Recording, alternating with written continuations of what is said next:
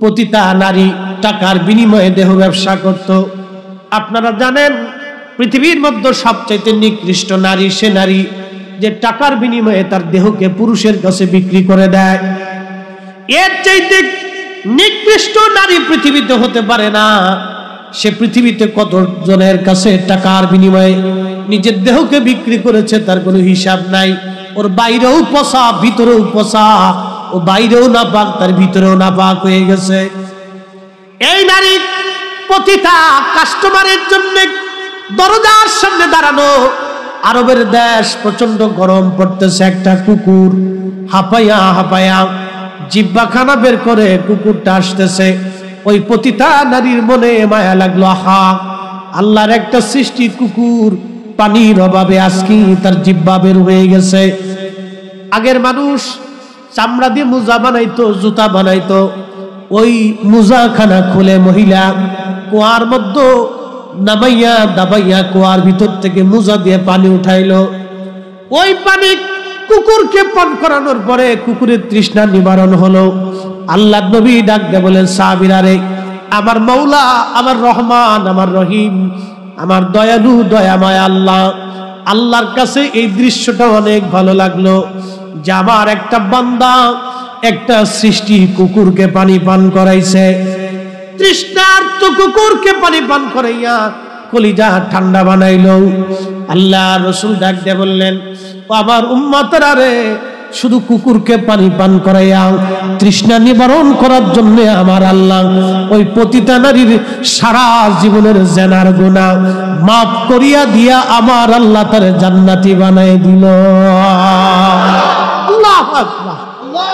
না আরো জোরে বলেন আল্লাহু আকবার। মালিককে বান্দাকে আল্লাহ ক্ষমা করবে, আমার বলার কিচ্ছু নাই। ছোট্ট কারণে আল্লাহ মাফ করে দিচ্ছে। দেখতে ছোট, কিন্তু বিষয়টা অনেক গভীর হৃদয় থেকে উপলব্ধি করে। কুত্তারে পানি পান করে ইয়া যদি প্রতিটা নারীর জীবনের গুনাহ মাফ হইতে পারে, ক্ষুধার্ত মানুষকে খাবার খাওয়াইয়া বান্দা আল্লাহর জান্নাতে যাইতে পারে না? আর আল্লাহ রাসূল বলছেন, তোমরা যদি আখিরাতকে বিশ্বাস করো তো মেহমানকে সম্মান করো। সে যদি হিন্দু হয়, বৌদ্ধ হয়, খ্রিস্টান হয়, কাফের হয়, যে জাতি হোক, মানুষ হইলে যদি সে তোমার মেহমান হয় তো তাকে তুমি সম্মান করো। মারহাবা বলতেন না? না আরো জোরে কর। সে যে ধর্মের হোক, মনে রাখবেন সুন্নাত বুঝে যাবেন। রাসূলের দরবারে এক ইহুদি আসছে নবীর বাড়ি মেহমান নিয়ে। তো মেহমান তো মেহমান, রাসূলুল্লাহ তো রাসূলুল্লাহ। রাসূলুল্লাহ কি খালি আমরান নবী? কি কথা কর না কা? নবী কি আমরান নবী? আমরার ভাই হিন্দু আসলে নাকি না? হ্যাঁ মালায়ু রয়েছে। হ্যাঁ, এই চরিত্র কেন? কে শিখিয়েছে এই দিন আপনাকে? আল্লাহ রাসূলের দপ্তরে ইহুদি আসছে। পৃথিবীতে মুসলমানদের সবচেয়ে বড় দুশমন হলো ইহুদিরা। সেই ইহুদি রাসূলুল্লাহর দপ্তরে আসছে। বাড়ি আসার পরে আল্লাহর নবী তাকে খুব আদর যত্ন করে খাওয়াইলেন, বিছানা করে দিলেন। রাত্রিবেলা ঘুমাইছে, কিন্তু বেটার ফুড পয়জন হয়েছে, পেট খারাপ হয়ে গেছে। সে ঘুমাইতে ঘুমাইতে বিছনার ভিতরেই সে বাথরুম করে ফেলছে। এখন বিছনা তো নষ্ট হয়ে গেছে। ঘুম থেকে ওঠার পর ইহুদি চিন্তা, আরে মালিক যদি সকালে দেখে তো আমার লাঠি দিয়ে পিটাবে। এই চিন্তা করে সে অন্ধকার থাকতে থাকতে বাড়ির থেকে ঘর থেকে বেরিয়ে পালায় চলে গেছে। চলে গেলে কি হবে? দামি তলোয়ারটা বিছানার পাশে রেখে ইহুদি চলে গেল। সকালবেলা ফজরের নামাজ পড়ে নবী এসে দেখলেন ইহুদি মেহমানের বিছনা নষ্ট করে দিয়ে চলে গেল। আল্লাহর নবী আফসোস করলেন, আহা আমার মেহমান রাত্রিবেলা কষ্ট পেয়েছে, আমি যদি খোঁজ নিতাম তাহলে মেহমানের আজ কষ্ট হতো না। ওই ময়লা যুক্ত কাপড়গুলি নবীজি নিয়ে পানির মধ্যে নিয়ে নিজ হাতে ধৌত করতেছিলেন। একবার জোরে বলা যাবে কি আল্লাহু আকবার? হ্যাঁ, আমরা সেই নবীর উম্মত। মসজিদের জুতা চুরি করি, কি কথা কর না? মসজিদের জুতা চুরি বন্ধ হয়েছে? আপনাকে সিঙ্গারে মনে মসজিদের জুতা চুরি হয় না? হ্যাঁ, মাইক লয়ে যায়, মসজিদের ফ্যান লয়ে যায়। অ্যাডভোকেট সাহেব কি বলবো, আমার মসজিদে হাউজিং এ তো বিরাট মসজিদ, অনেক টাকা উঠে প্রত্যেক জুমাতে। তো জুমাতে যে টাকা উঠে মুতল্লি মহোদয় বলতেছে, হুজুর যে দোয়া খায়ের করেন। বলে কি দোয়া? দেখেন গ্রিল কাইটিয়ে মসজিদের বাক্সর ওই তালা কাইটিয়ে ভিতরে আর একটা পকেট তালা হেতা কাইটিয়ে তার টাকা লিয়ে গেছে। হুজুর দোয়া করেন যে কি আন্তর্জাতিক সুরের সুর, যে মসজিদ মানে না, কি হেদায়েতের জন্য দোয়া করে দেন। আমি বললাম যে মুতল্লি সাহেব, এই যে সুর গ্রিল কাইটিয়ে ভিতরে 3 তালা কাইটিয়ে যে টাকা নিছে, এটা তো মারাত্মক সুরের সুর। এটা ও আল্লাহ খুদা কিছু বুঝে না, কি সুরের সুর চিন্তা করেন। এটা বাংলাদেশ, আল্লাহর ঘরের জিনিস নিলে একটু হাত কাঁপলো না। আপনাদের কাছে একটা থিম চিন্তা দিয়ে যাই, আপনার দেশের মসজিদের জুতা চুরি হয়, তার মানে বুঝা গেল সামাজিক ভাবে, পারিবারিক ভাবে, ব্যক্তিগত ভাবে আমরা বেশি সুবিধার মানুষ না। কি কথা কন না কেন? আমরা বেশি সুবিধার না। যে দেশে মসজিদে জুতা চুরি হয় সে দেশে আপনার মেয়ে, আপনার স্ত্রী, আপনার কন্যা, ভাতিজা, ভাগ্নি বেপরদা অবস্থায় রাস্তায় পাঠাইয়া, স্কুল কলেজে পাঠাইয়া নিরাপত্তা চাইতে পারেন না। ওরা মাথার থেকে পা পর্যন্ত ঢাইকে দিয়া সাথে করে যাইয়ে নিয়ে এসে নিরাপত্তা দিতে হবে। কথা কোন ঠিক কিনা? বুঝতে হবে, সিচুয়েশন বুঝতে হবে আমাদের। কষ্ট হচ্ছে আপনাদের? মেহমান নবীজি নিজে পায়খানা পেশাব নবীজি সাফ করতেছে। সুবহানাল্লাহ কি বাড়ি যায়? আরো জোরে। মেহমান কি মুসলমান? মেহমান কি? এক ইহুদির সাথে যদি রাসূলুল্লাহর এত সুন্দর আচরণ হয়, তাহলে আমরা মেহমানের উপরে আমাদের এরকম আচরণ সুন্দর থাকতে হবে, ঠিক কিনা? মনে রাখবেন, আল্লাহর নবী ময়লা পরিষ্কার করতেছিলেন নিজ হাতে। ইহুদির মনে চিন্তা হলো, আমি তো পালায় আসছি, কিন্তু তলোয়ারখানা রেখে আসছি, তলোয়ারটা তো দামি তলোয়ার। এখন মালিক আমারে পিটাক আর গালমন্দ যাই করুক, তলোয়ারটা তো আর রেখে আসা যাবে না। সে আবার ঘুরে ব্যাক করে যখন রওনা দিল, আসার সময় দেখে এই কুয়ার পাশে পানি দিয়ে একজন ব্যক্তি কাপড় চোপড় ধৌত করে। ইহুদি পাশে এসে দেখলো সে অন্য আর কেউ না, তিনি রাহমাতুল লিল আলামিন। ইহুদি মনে করছে রাসূলুল্লাহ বুঝি আমাকে গালি দিবে, কিন্তু না, ইহুদের চিন্তার পরিবর্তন আসলো। আল্লাহর নবী ডাক দিলেন, মেহমান, তুমি আমার মেহমান, ক্ষমা করে দাও আমাকে মেহমান। রাত্রিবেলা যদি তোমার খোঁজ নিতাম তাহলে আজ রাত্রে তোমার কষ্ট হতো না। ও মেহমান, তোমার কষ্ট হয়ে গেছে, আমার ভুল হয়ে গেছে।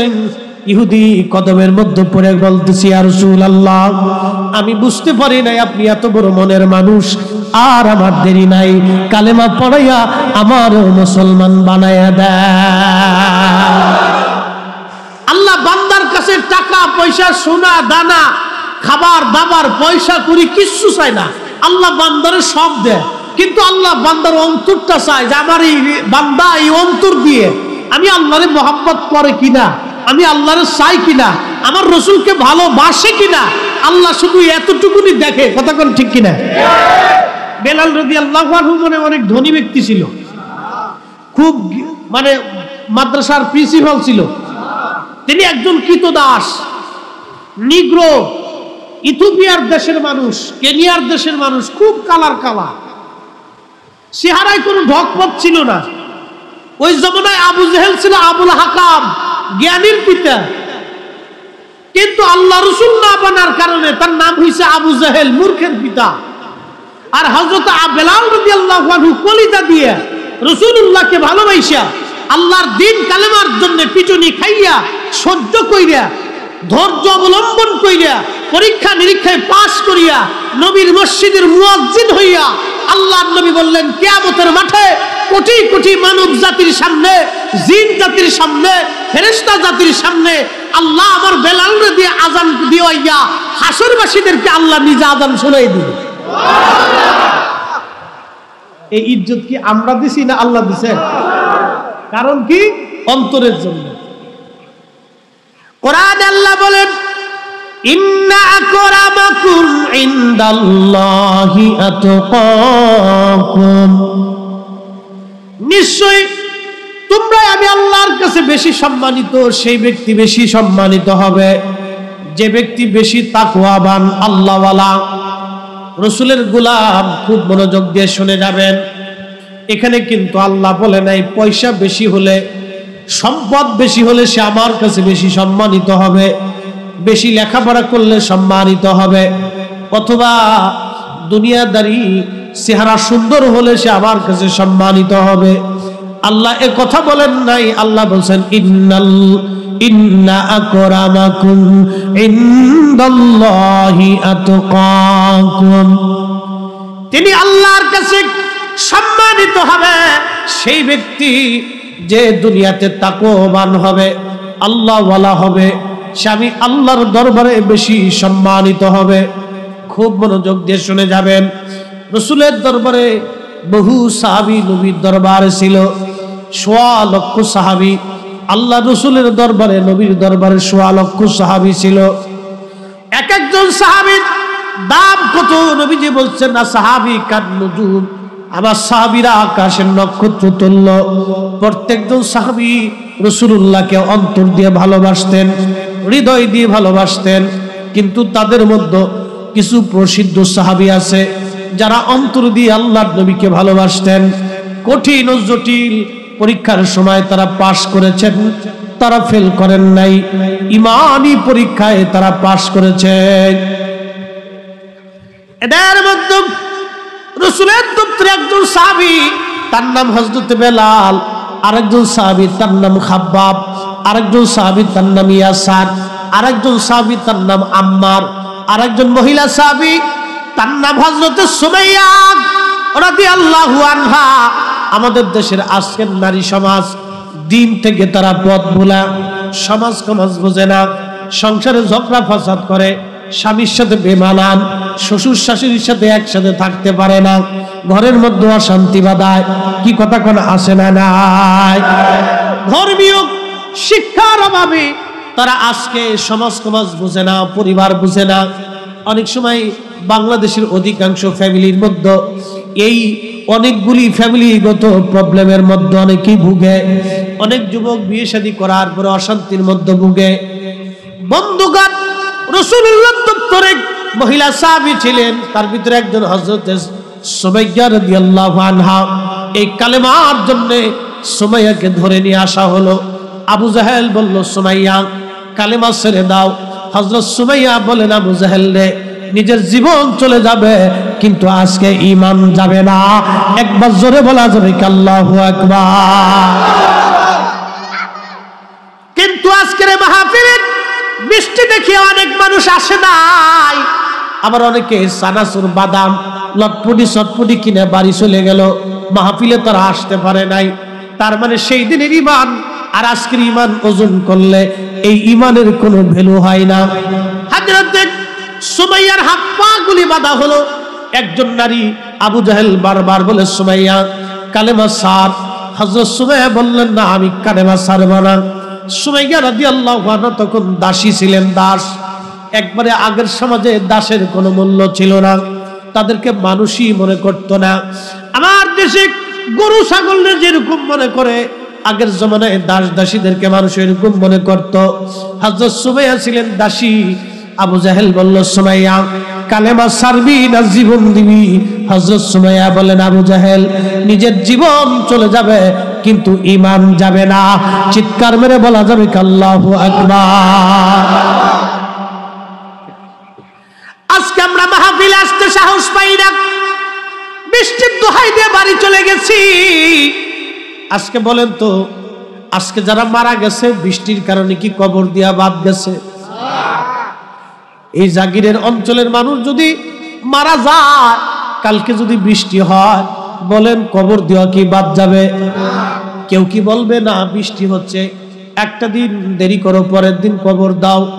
এমন কেউ বলবে না। সবাই শুধু বলবে বৃষ্টি হোক, ঝড় হোক আর তুফান হোক, কবরের মধ্যে তাড়াতাড়ি নামাও, তাড়াতাড়ি কবর দিয়ে দাও, যত তাড়াতাড়ি পারো সরাও।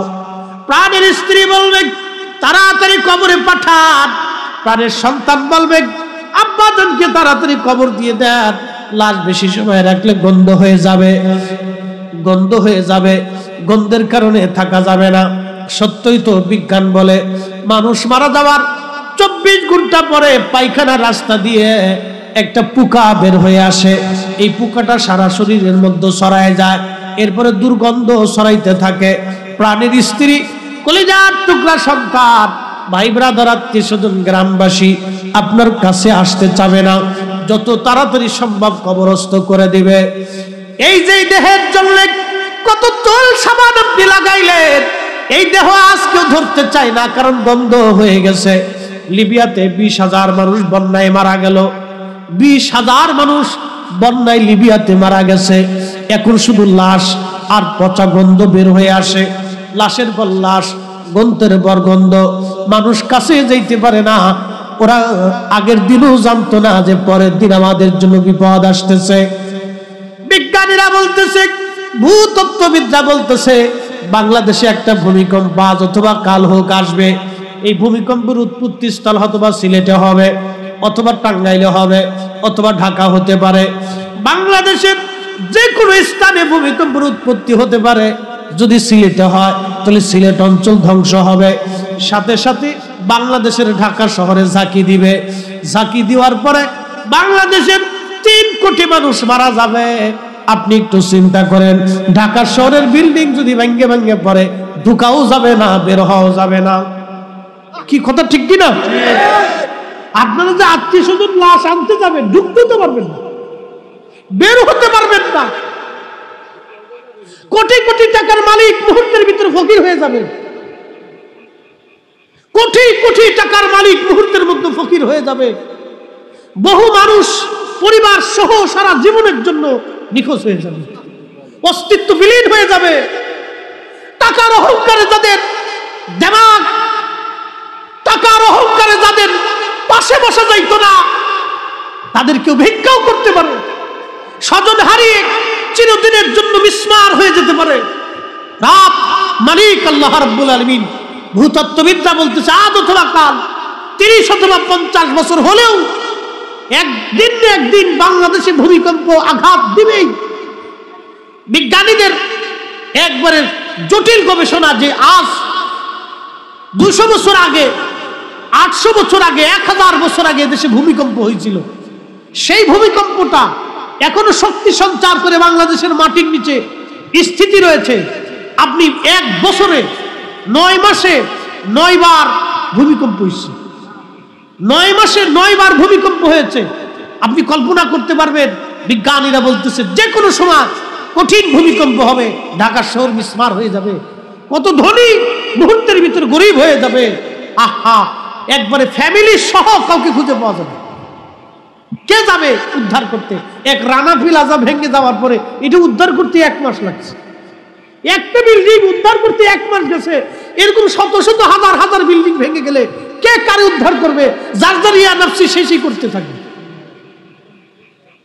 চিন্তা করেন আমাদের উপরে কত কঠিন গজব চেপে আছে। যদি আল্লাহ রাব্বুল আলামিন ঝাঁকি দিয়েই বসে, পৃথিবীর কোন বিজ্ঞান, কোন ক্ষমতা নাই এই ভূমিকম্প ফিরাবে। সব ক্ষমতার মালিক কে? আওয়াজ তুলে বলেন কে? বাঁচাইতে পারে কে? মুহূর্তের ভিতরে আল্লাহ ধনীকে দরিদ্র বানাই দিবে, মুহূর্তের ভিতরে মিসমার হয়ে যায়। এই জন্য কোরআন আল্লাহ এত ওয়াজ করছে, চির শাশ্বত বাণী, চির সত্য বাণী, ইউনিভার্সাল ট্রুথ, চিরন্তন সত্য কথা আল্লাহ কোরআনের একটা আয়াতে বলে দিচ্ছে। কুলিল্লাহুম্মা মালিকাল মুলকি তুতিল মুলকা মান তাশা।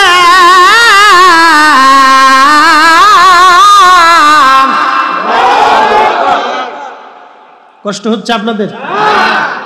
আজকে যারা সিন্ডিকেট করিয়া স্যালাইনের দাম বাড়াই দিচ্ছে, সারা দেশে ফার্মেসিতে স্যালাইন নেই, সিন্ডিকেট করে ডিমের দাম বাড়াই দিচ্ছে। সারা দেশে ডিম নেই, সরকার বিভাগে করে ভারত থেকে ডিম আনাইতেছে। যে তোরা যেহেতু ডিম দাম বাড়াইলি, তাহলে আমরা ভারত থেকে ডিম এনে দিই, পাবলিকের খাওয়াবো। মরিচের দাম বাড়াই দিল, ভারত থেকে মরিচ আনার পরে দাম কমলো। কি কথা কন দেখা, আর কিছু করার নাই তো, পাবলিক তো খাওয়াইতো। এই সিন্ডিকেট আলারা সিন্ডিকেট করে আমরা পকেটের টাকা নিয়ে যায়। ভূমিকম্প যদি হয় ওরা টাকা নিয়ে কোথায় যাবে? কি কথা কন না? যদি ভূমিকম্প হয় ওরাই টাকা নিয়ে কোথায় যাবে? কবরে যাওয়া ছাড়া রাস্তা আছে? ওই টাকা কেউ পাবে না, ওর ছেলে পাবে না, ওর মেয়ে পাবে না, গোষ্ঠী পাবে, কিচ্ছু পাবে। কিন্তু তারপরও আপনার আমার রক্ত চুষে নিবে, এ হলো গার ধান্দা। ওরা বুঝে না আগামী সময়টা আমাদের জন্য কি আসবে। লিবিয়াতে 20,000 মানুষ মরে গেল, আল্লাহ একটা তুফান দিচ্ছে, একটা ঢেউ দিচ্ছে আল্লাহ। এই জন্য কোরআনের একে আল্লাহ ওয়াজ করছেন, ওয়াইদাল বিহারু ফুজ্জিরাত ওয়াইদাল কুবুরু বুসিরাত। আল্লাহ বললেন সমুদ্র মুদ্রিত হবে, সমুদ্রের পানি আমি আল্লাহ পাক উঠাই দিব। সমুদ্রের পানিগুলি জমিনের মধ্যে আছাড় মারবে, ওই পানিগুলি পৃথিবীর মানুষদেরকে ভাষায় নিয়ে চলে যাবে। পৃথিবীর মানুষগুলি ভাষায় নিয়ে চলে যাবে।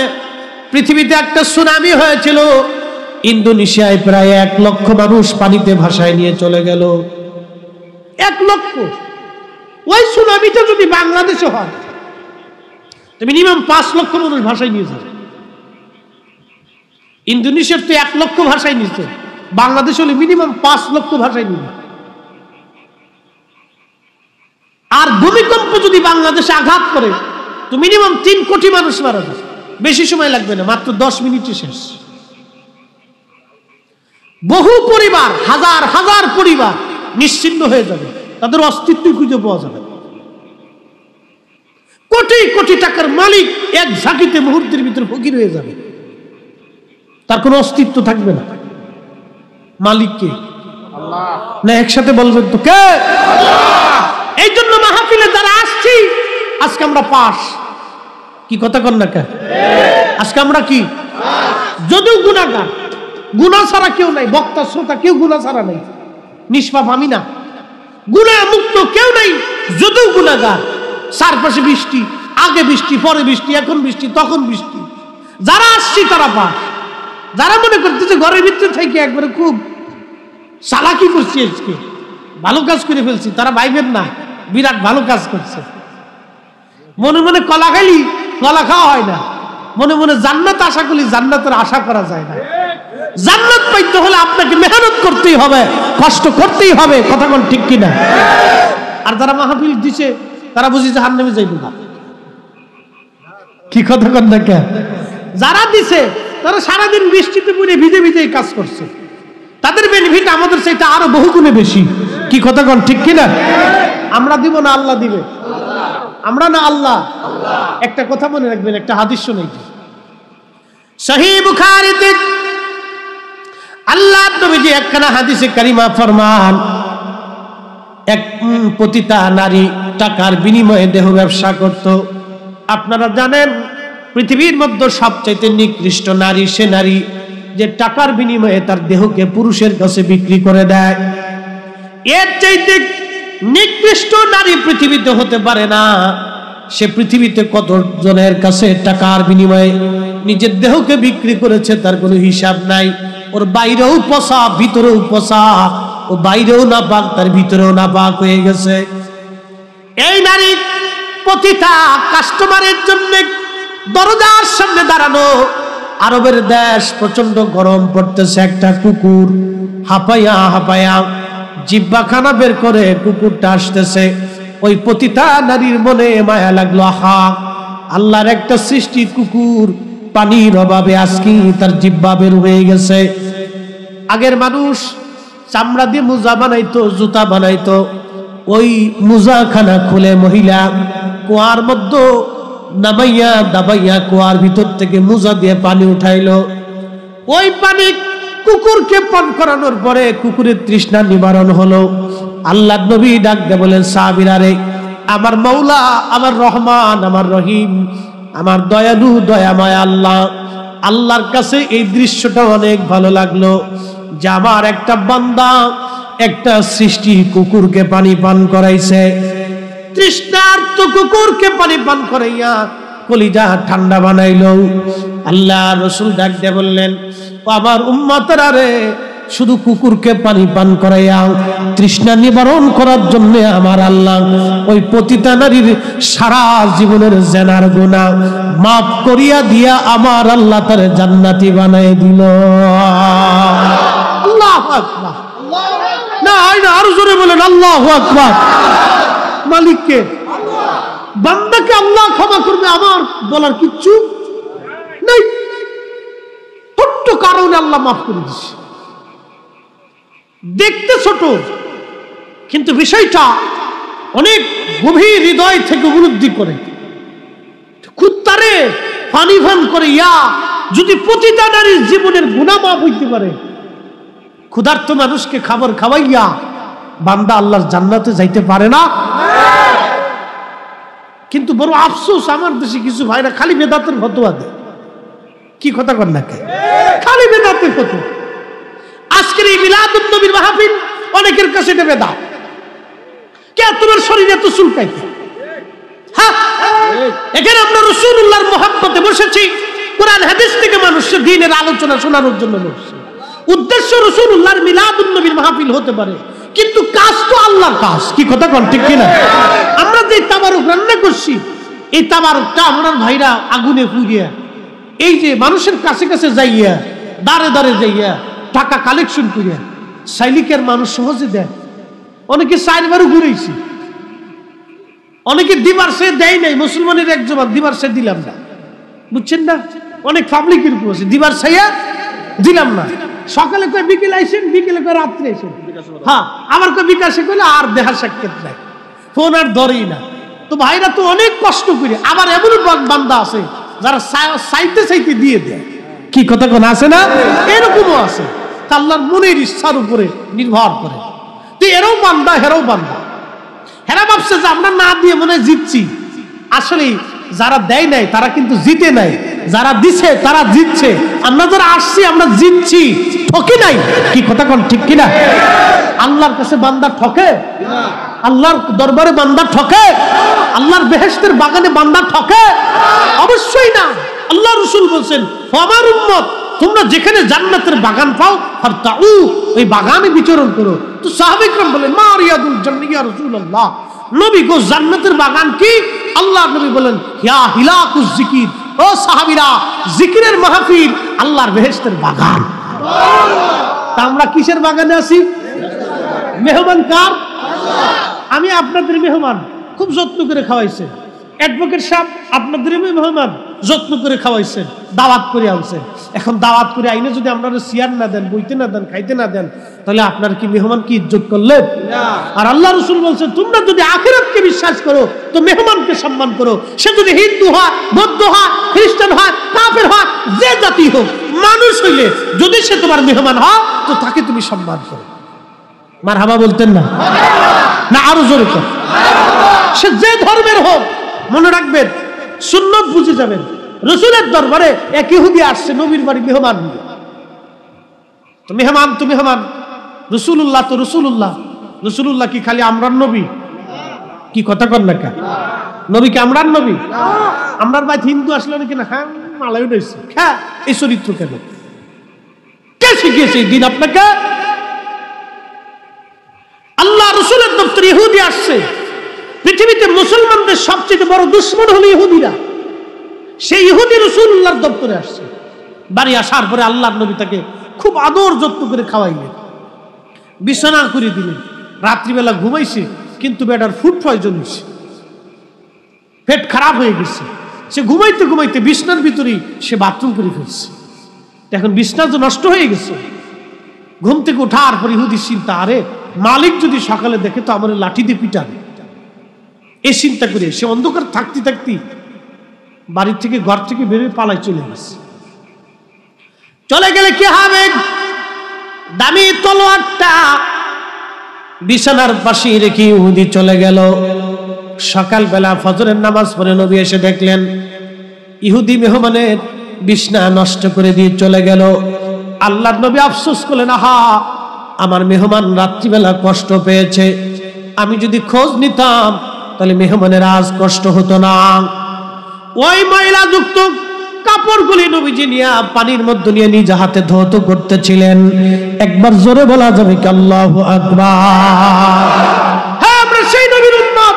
মসজিদের জুতা চুরি করি, কি কথা কর না? মসজিদের জুতা চুরি বন্ধ হয়েছে? আপনাকে সিঙ্গারে মনে মসজিদের জুতা চুরি হয় না? হ্যাঁ, মাইক লয়ে যায়, মসজিদের ফ্যান লয়ে যায়। অ্যাডভোকেট সাহেব কি বলবো, আমার মসজিদে হাউজিং এ তো বিরাট মসজিদ, অনেক টাকা উঠে প্রত্যেক জুমাতে। তো জুমাতে যে টাকা উঠে, মুতল্লি মহোদয় বলতেছে হুজুর যে দোয়া খায়ের করে। বলে কি দোয়া? দেখেন গ্রিল কাইটিয়ে মসজিদের বাক্সর ওই তালা কাইটিয়ে ভিতরে আর একটা পকেট তালা হেতা কাইটে তারপরে টাকা লয়ে গেছে। হুজুর দোয়া করেন যে কি আন্তর্জাতিক সুরের সুর, যে মসজিদ মানে না, কি হেদায়েতের জন্য দোয়া করে দেন।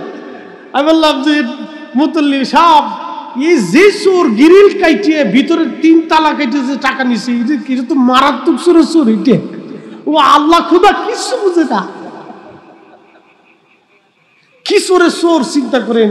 এটা বাংলাদেশ, আল্লাহর ঘরের জিনিস নিলে একটু হাত কাঁপলো।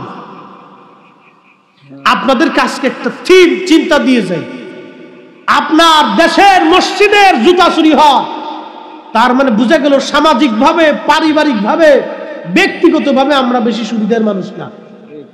কি কথা কন না কেন? আমরা বেশি সুবিধার না। যে দেশে মসজিদের জুতা চুরি হয় সে দেশে আপনার মেয়ে, আপনার স্ত্রী, আপনার কন্যা, ভাতিজা, ভাগ্নি বেপরদা অবস্থায় রাস্তায় পাঠাইয়া, স্কুল কলেজে পাঠাইয়া নিরাপত্তা চাইতে পারেন না।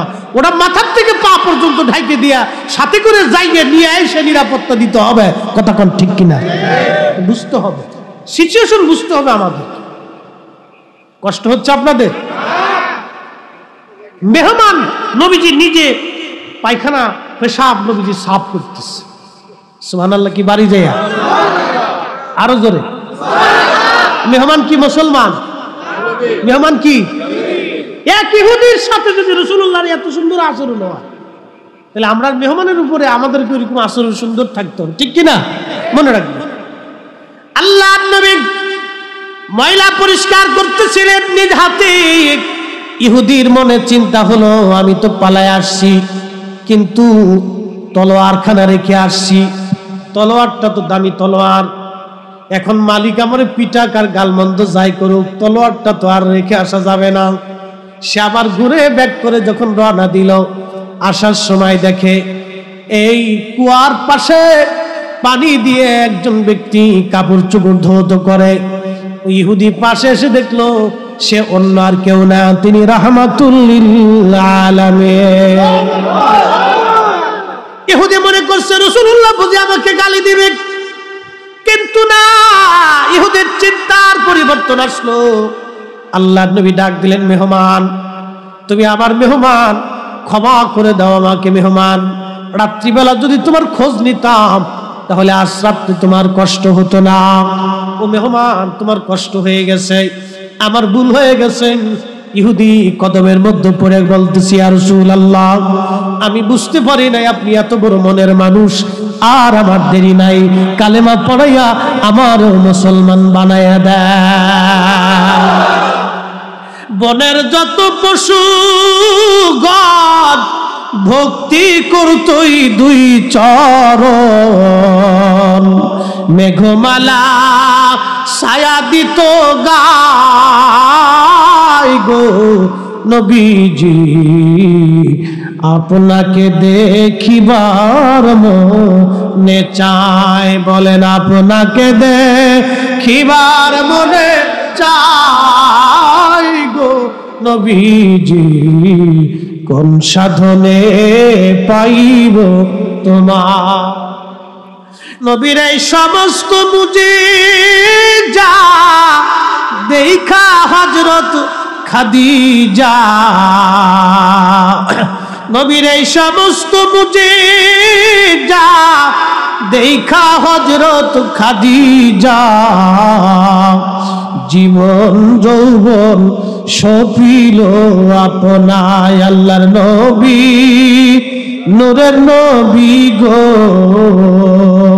আপনি আমার জীবনের জীবন আল্লাহুম্মা সাল্লি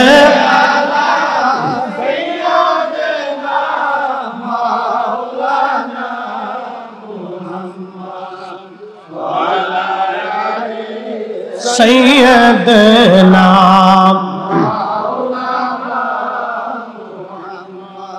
তাহলে আজকে আমরা কার মেহমান? জোরে জোরে কার? দুনিয়ার মেহমানের সাথে যদি সুন্দর আচরণ হয় তাহলে আজকে আল্লাহ আমরা কি করবে? আমাদের জীবনের গুনাহ কত না, জীবনের গুনাহ মাফ। আল্লাহু আকবার, আল্লাহু আকবার। জীবনের গুনাহ মাফ। আমার দিকে তাকান, অ্যাটেনশন। আপনার সাথে এক ব্যক্তির ঝগড়া হয়েছে, ঘুষাঘুষি হয়েছে, কিলিকিলি হয়েছে। আমরা আঞ্চলিক ভাষায়, ফরিদপুরের ভাষায় কিলিকিলি, মানিকগঞ্জে কি কয় কিলিকিলি। নদীর ওপার আর এপার কোনো সমস্যা নেই, কিলিকিলি। তো দুইজনের কিলিকিলি হয়েছে। তো দুই বন্ধু কিলিকিলি করার পরে খুব মন খারাপ। এক বন্ধুর বাড়ি এই সিংহের পোপারে, আরেকজন আপনাদের জাগির। তো সিঙ্গার থেকে বন্ধু আইসা আপনার বাড়িতে আইসা হাতটা ধরে বলতেছে, বন্ধুরে ভুল হয়ে গেছে, মন খারাপ করো না। আচ্ছা বলেন, দূর থেকে আইসা বন্ধু যখন বন্ধুর বাড়িতে আসে, তো বাড়িতে আসার পরে লোকটা মেহমান হয়ে যায় না? এই বন্ধু কি আর রাগ করতে পারে? কিলিকিলি কিন্তু মুহূর্তের ভিতরে শেষ। কি কথা কন না? আমরা গুনাহ করছি, আইসি কার বাড়ি? মেহমান কার? এখন আমরা আইসে করলাম আল্লাহ ভুল হয়ে গেছে। আল্লাহ কি আর সহ্য করতে পারবো? দুনিয়ার বান্দা যদি দুনিয়ার বান্দারে মাফ করে দেয়, তা আল্লাহর মায়া কি আমরা সাথে কম না বেশি? কেমন বেশি? এবার বুঝাইতেছি। আল্লাহর নবী মদিনাতে আগে বাণিজ্য মেলা হতো। আমাদের দেশে যেমন বিভিন্ন জায়গা বড় বড় মেলা হয়, বাণিজ্য মেলা, বিভিন্ন ধরনের মেলা, তাকে বাণিজ্য মেলা হতো। বহির্বিশ্ব থেকে বিভিন্ন পণ্য সামগ্রী নিয়ে মানুষেরা মেলা বসাতো, আর মদিনার মানুষ এইগুলি যা কিনে নিয়ে আসতো। আল্লাহর নবী একদিন মেলায় গেলেন, ওইরকম বাণিজ্য মেলা। সাহাবীরা গেলেন। এক মহিলা বাচ্চা হারাই গেল। বাচ্চা হারাই যাওয়ার পরে মহিলা বাচ্চা খুঁজতে খুঁজতে হয়রান।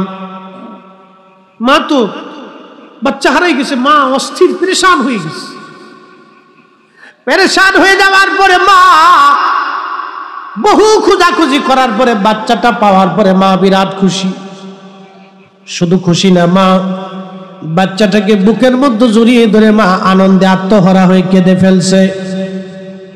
নবী বললেন, সাহাবীরা রে, ওই মা কি জন্য কাঁদে?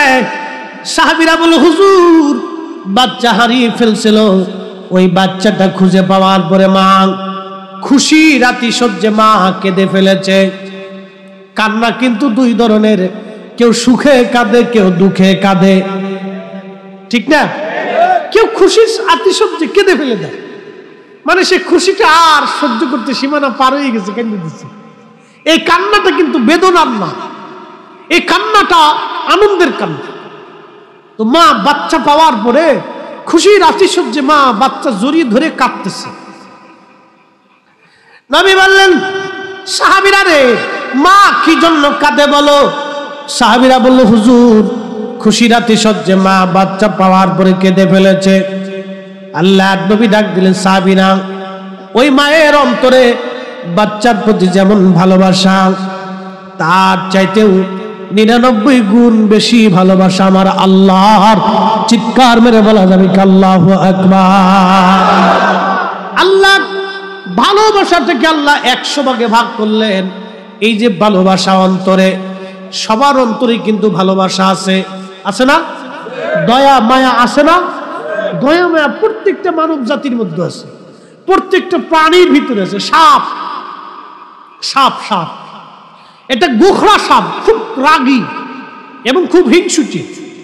ও আপনার রাডারের ভিতরে পড়লে আর আপনার রক্ষা নেই। গোখরা একটা সিংহ, একটা বাঘ, ওর রাডারের ভিতরে পড়লে আপনার রক্ষা নেই। কিন্তু তার বাচ্চাদেরকে সে এমন ভালোবাসে যে বাচ্চাকে বাঁচানোর জন্য সে অন্য শত্রুর সাথে মারামারি করে, ঠিক কিনা? তো ওই সাপের অন্তরে, বাঘের অন্তরে যিনি মায়া দিলেন সে মালিকের নাম কি? কোনো সন্দেহ নাই। মনোযোগ দেন। তো আল্লাহ এই ভালোবাসাটাকে, মায়াটাকে 100 ভাগে ভাগ করছে। 100 ভাগে ভাগ করিয়া আমার রব, আমার মালিক, আমার আল্লাহ একটা ভাগ মায়াকে তাম সৃষ্টির মধ্যে আল্লাহ বন্টন করে দিলেন। আর 99 ভাগ মায়া আল্লাহ তার নিজের কাছে রাখছে। সুবহানাল্লাহ। কি বাড়ি যাইয়া আল্লাহ নবী ডাক দিয়ে বলে, সাহাবীরা রে, ওই মা সন্তান পাওয়ার পরে যেমন খুশি রাতি সহ্যে মা কেঁদে ফেলেছে, আল্লাহর বান্দা যখন গুনাহ করে, গুনাহ হয়ে যাওয়ার পরে, ভুল হয়ে যাওয়ার পরে আল্লাহর বান্দা যখন রব্বে কারিমের দরবারে দরখাস্ত করে ক্ষমা চায়, ভুল স্বীকার করে মাপ চায়, মাপ চাওয়ার সঙ্গে সঙ্গে আমার আল্লাহ রহমতের কোলে টান নিয়ে, আল্লাহ টানটা রহমতের কোলের মধ্যে নিয়ে বান্দাকে আদর করে দিয়ে আমার আল্লাহ ওই মায়ের চাইতে 99 গুণে বেশি খুশি হইয়া বান্দার জীবনের গুনাহগুলি আল্লাহ মাফ করে দেয়। সুবহানাল্লাহ। কি আসতে কইলেন না? যেরকম তাবারুক আছে সেই পর্যায়ে সুবহানাল্লাহ হইছে না। আর একসাথে যে সুবহানাল্লাহ না করবেন বুঝবেন শয়তান। একসাথে করেন সুবহানাল্লাহ। সুবহানাল্লাহ কেন কয় দিছি এটা বুঝাই। বান্দা ক্ষমা চাবার সাথে সাথে মাফ করবে কে? আল্লাহ। এখন ক্ষমা কেমনে চাবে? মনে মনে ঘুমায় ঘুমায় ক্ষমা চাবেন কোন? ক্ষমাটা চাবেন আল্লাহর দপ্তরে ভিখারি বেশে দুহাত তুলে। মারহাবা বলবেন না? এখন কিছু ভাইরা এই মুনাজাতটাকে বেদাতে পরিণত করিয়া বেদাতের ফতোয়া দেয়, এটা বন্ধ করার জন্য উঠে পড়ে লাগছে। মনে কিছু নিয়ে না, কথা কি খারাপ বলছি? এই মুনাজাতটাকে বন্ধ করার জন্য তারা উঠে পড়ে লাগছে। তাদের যুক্তি হলো বেদাত করা যাবে না। এর কারণে শয়তানে বিরাট বড় খুশি। শয়তানের চিন্তা হলো, যাক আমার এই জাতি ভাই আমার খুব ভালো একটা কাজ করে দিচ্ছে, দুনিয়াতে যা পারতাম না ও মোটামুটি লেভেল করে দিচ্ছে আর কি। এবার আসেন কেন শয়তানের তুলনা দিলাম বুঝতে হবে। পৃথিবীতে রাসূলুল্লাহ যেই দিন দুনিয়াতে আসে মিলাদুন নবীর রাত্রে, সমগ্র সৃষ্টিগুলি খুশিতে আন্দোলিত হলো। মোল্লা আলী কারি মাক্কি 450 বছর আগে আল মাউরুদির মধ্যে লেখে, মাছ বড় মাছ ছোট মাছের কাছে, হাতি অন্য প্রাণীর কাছে, বাঘ হরিণের কাছে, হরিণ বাঘের কাছে, ব্যাং সাপের কাছে, সাপ আর ব্যাং কি বন্ধু? ইঁদুর বিড়ালের কাছে, বিড়াল ইঁদুরের কাছে, দুজন বন্ধু। কুত্তা শিয়ালের কাছে, শিয়াল কুত্তার কাছে, দুজন বন্ধু, শত্রু, মারাত্মক শত্রু। হরিণ বাঘের কাছে যায়, শুনছো রাহমাতুল্লিল আলামিন দুনিয়াতে আসছে। সারা পৃথিবী সৃষ্টি সেই দিন কোনো শত্রুতা নেই, একাকার হয়ে গেল, খুশিতে আন্দোলিত হয়ে গেল। কিন্তু আজাজিল এক কোনায় বসে বসে কাঁদতেছে, খুব কাঁদতেছে, খুব কাঁদতেছে আজাজিল। 3 বার আজাজিল কাঁদছে। একবার সূরা ফাতিহা নাযিল হওয়ার সময়, আর একবার দুনিয়াতে রাসূলুল্লাহ আসার সময়, আবার আল্লাহ ওরে যখন তাড়াই দিছে ওই সময় 3 বার খুব কাঁদছে, এছাড়া ও কান্দে নাই। নবীজি যেই দিন দুনিয়াতে আসছে রবিউল আউয়াল মাসের 12 তারিখ, ওই রাত্রিবেলা খুব কাঁদতেছে। কেন কাঁদতেছে? আল্লাহর সাথে ওর একটা চ্যালেঞ্জ ছিল। 9 লক্ষ বছর ইবাদত করার পরে আজাজিল ডাক দেখ, আল্লাহ 9 লক্ষ বছর ইবাদত করছি, তুমি আমার কিছু দিবা না? তো কি চাস? আজাজিল বলে, আল্লাহ কিয়ামত পর্যন্ত তুমি আমার হায়াত দিবা। আল্লাহ বলেন, যা দিলাম, আর কি চাস? বলে, রব আমাকে তামাম পৃথিবী ঘুরে আসতে 1 সেকেন্ডের মধ্যে তামাম দুনিয়া ঘুরে আসবো, এই ক্ষমতা দিবা। আল্লাহ বললেন তাও দিলাম, আর কি চাস? বলে রব্বুল আলামিন বান্দার রক্তের শিরার ভিতর দিয়ে ঢুকে, রক্তের মধ্য দিয়ে ঢুকে আমি বান্দার কালবের কাছে বসে বসে ধোঁকা দিব। কালবের কাছে বসে বসে গরুর আঠালি চিনেননি আপনারা? গরুর আঠালি, গরুর শরীরের মধ্যে যেইভাবে খামচি দিয়ে বসে থাকে রক্ত চুষে খায়, যোগ যেইভাবে মানুষের রক্ত চুষে খায়, শয়তান বলল আল্লাহ কালবের মধ্যে বসে ওইভাবে আমি খামচি দিয়ে ধরে আমি তোমার বান্দারে ধোঁকা দিয়া দিয়া বেনামাজি বানাইয়া, হারামখোর বানাইয়া, মদখোর বানাইয়া, ঘুষখোর বানাইয়া আমি তোমার বান্দারে জাহান্নামী বানায় ফেলবো। আল্লাহ রাব্বুল আলামিন ডাক দিয়ে বললেন, শয়তান বলল আল্লাহ তোর ইজ্জত জালালের কসম করি তোর একটা বান্দাকে জান্নাতে ঢুকতে দিব না। আমার আল্লাহ ডাক দিলেন, আরে শয়তান আমি আল্লাহ আমার ইজ্জত ও জালালের কসম করে বলতেছি তুই আমার বান্দারে ধোঁকা দিয়ে গুনাহ করাবি, অপরাধ করাবি, আর আমার বান্দা অপরাধ করার পরে আমি রব্বে কারীমের দরবারে বিনয়ে কাতর স্বরে ক্ষমা চাবে। আমার বান্দা ক্ষমা চাইতে দেরি হবে, আমি আল্লাহ বান্দাকে ক্ষমা করতে দেরি করব না। মোনাজাত চলবো? আসতে কইলেন কে? মোনাজাত চলবো নি? মোনাজাত হবে?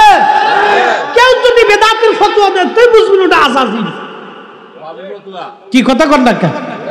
ওটা কি কথা বুঝেন নাই মনে হয়? কেউ যদি মোনাজাতের বিরুদ্ধে ফতোয়া দেয় তো বুঝবেন ওটা আজাজিল। আর কিচ্ছু বুঝার দরকার নেই, এক বাক্যে বুঝবেন ওটা শয়তান। ওটা কি? ও আপনার আখিরাত নষ্ট করার জন্য উঠে পড়ে লাগছে।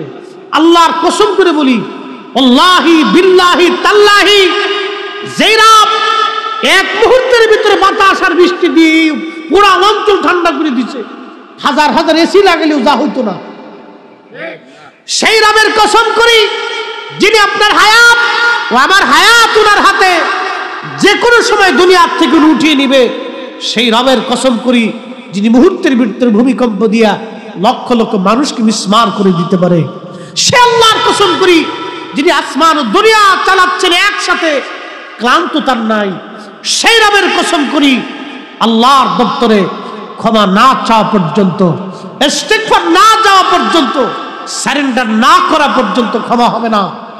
এই দোয়া মুনাজাত ক্ষমা পাওয়ার, ক্ষমা চাওয়ার অন্যতম শ্রেষ্ঠ মাধ্যম। আপনার বাড়িতে কর্মচারী 6 মাস কাজ করছে, কাজ করার পরে 6 মাস পরে তাকে বিদায় দিলেন, বিদায় নেওয়ার সময় আপনার কাছে হাতটা ধরে বলল, মালিক 6 মাস আমি আপনার বাড়ি কাজ করছি, আমার ত্রুটি হয়ে গেছে, ভুল হয়ে গেছে, কাজে ফাঁকি দিছি, আমি আপনার অনেক লস করে ফেলছি, আমি বাড়ি চলে যাচ্ছি, আর হয়তো কখনো দেখা হবে না, আল্লাহর রাস্তায় আপনি আমার মাফ করে দিয়েন। আচ্ছা বলেন, এই কর্মচারীর প্রতি মালিকের মায়া লাগে না?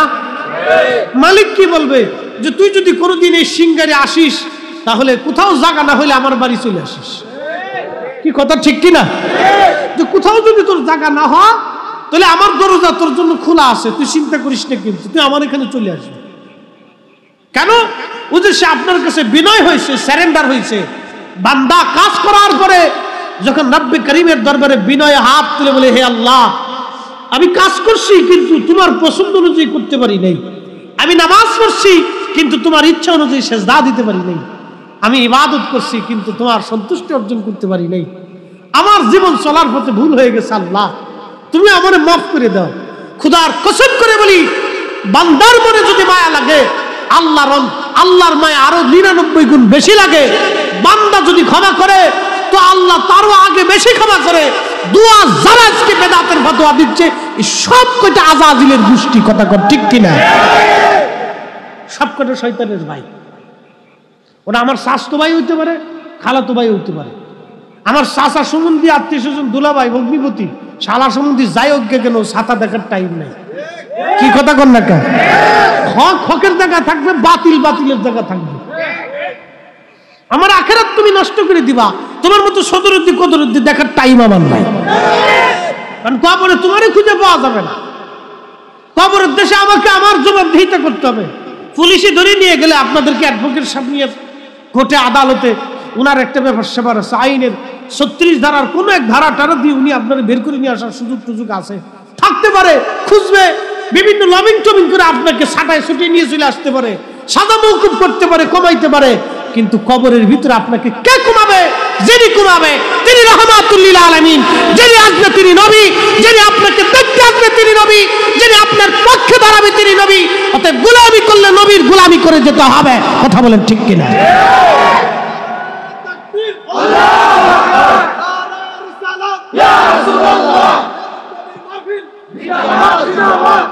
কষ্ট হচ্ছে আপনাদের? আগামী বছর মাহফিলটা বন্ধ হবে? চলবে? চলবে? একসাথে বলেন না মারহাবা। এই মাহফিল আজকে চালু হয়নি, কয় লাখ? এই চিন্তা করুন তো, তার মগজ না কম্পিউটার? কম্পিউটারে পারবে না তো। 2 লক্ষ হাদিস, আমার ঘরে 38টা হাদিস আছে, 38টা হাদিসের গ্রন্থ আছে। তার ভিতরে একটা গ্রন্থ আছে জামিউল হাদিস, 60,000 হাদিস, ইমাম সুয়ুতির লেখা। যিনি মিলাদুন নবীর পক্ষে কিতাব লিখছে তার লেখা হাদিসের কিতাব। একসাথে বলবেন না মারহাবা। 60,000 হাদিস তাকরার সই কিতাবের ভিতরে, মাথা নষ্ট হয়ে গেছে। আর একটা কিতাব আছে 39,000 হাদিস, আর একটা কিতাবে 26,000 হাদিস, আর একটা কিতাবে 41,000 হাদিস। সেই সমস্ত ইমামদের মগজ কেমন ছিল, এলেম কেমন ছিল, আল্লাহর প্রতি তাকওয়া কেমন ছিল। ইমাম সুয়ুতি 75 বার আল্লাহর নবীর সাথে তার জিয়ারত হয়ে গেছে। কল্পনা করতে পারবেন 75 বার একজন ব্যক্তি আল্লাহর নবীর সাথে স্বপ্নে জিয়ারত করতেছে।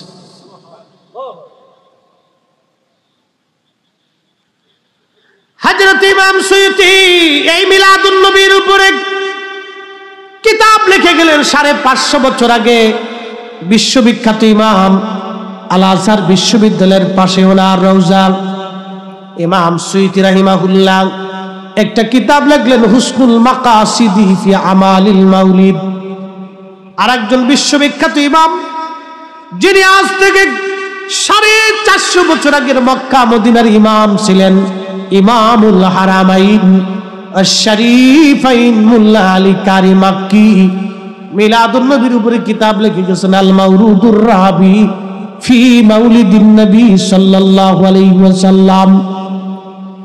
আজ থেকে 600 বছর আগে মিলাদুন নবীর উপর কিতাব লিখেছেন আল্লামা ইমাম নাসিরউদ্দিন জাজরি রহমাতুল শামসুদ্দিন জাজরি রাহমাতুল্লাহ আলাইহি।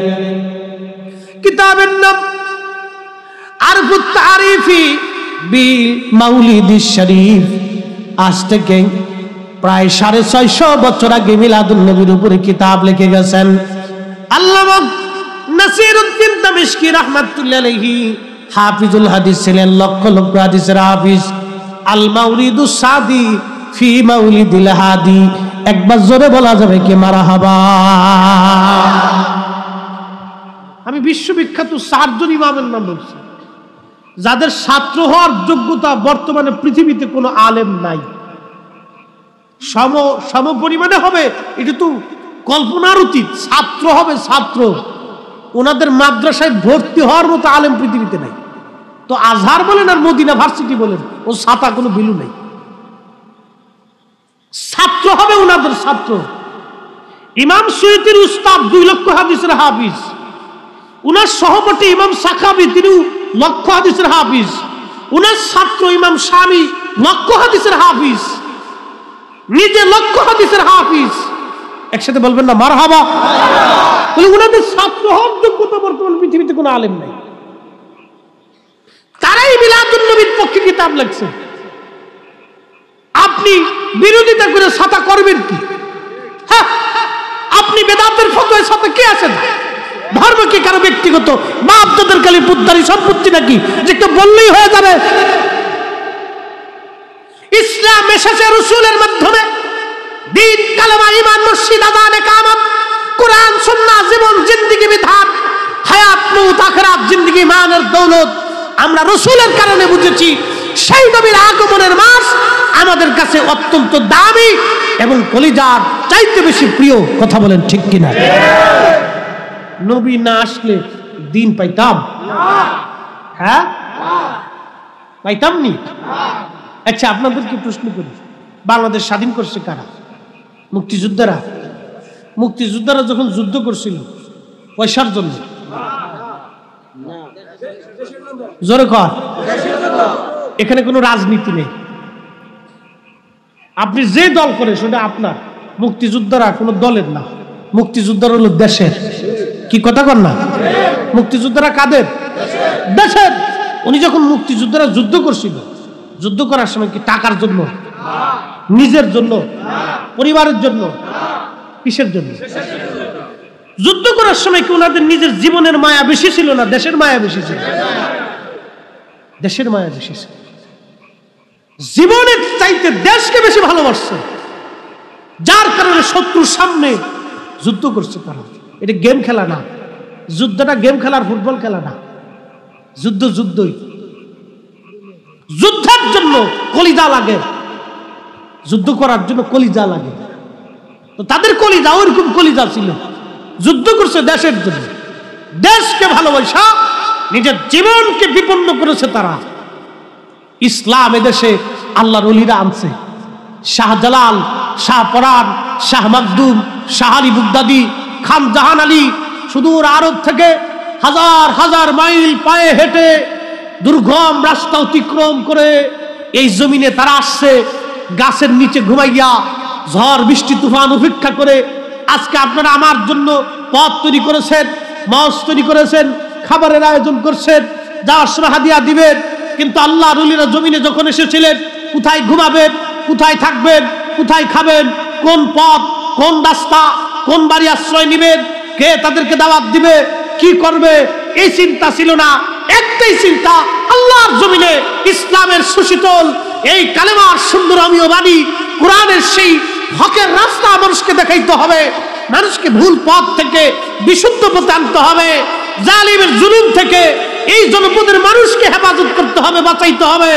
সেই জন্য তারা এই জমিনে গাছের নিচে থেকে পাহাড়ের গুহাতে বাসা বেঁধে আল্লাহর জমিনে দ্বীনের কালেমার দাওয়াত দিয়েছে। এদেশে আল্লাহর ওলিদের দেওয়াই পথ, আল্লাহর ওলিদের দেওয়াই শিক্ষা ইসলাম এদেশে চলবে। কথা বলেন ঠিক কিনা? মুহতারাম উপস্থিতি, বুঝে যাওয়াটা জরুরি। ওনারা নিজেদের জীবনের মায়া করেন নাই, দ্বীনের মায়া তাদের বেশি ছিল।